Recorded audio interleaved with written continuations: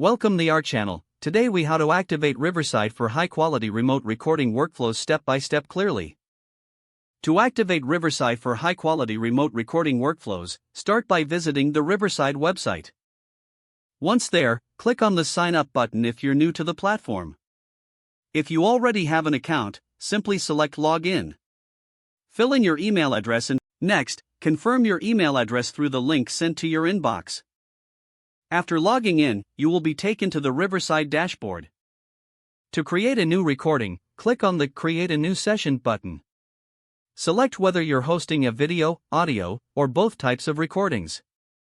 Choose your desired session type, live stream or record only. Once you've made your selection, configure your session settings. Decide on your recording quality. Higher quality will yield better results. Under Settings, check your audio and video devices to ensure they are properly connected. Make sure to test your microphone and camera before proceeding. Invite guests by sharing the session link generated by Riverside. Communicate with your guests to confirm they will join at the scheduled time. Once everyone is ready, click on the Start Recording button. During the recording, monitor audio and video quality to ensure everything is functioning properly. After completing the session, click Stop Recording to save your files. Your recordings will be processed and can be accessed from the dashboard afterward. Finally, download or share the recordings as needed for editing or distribution. With these steps, you can successfully activate Riverside for high-quality remote recordings.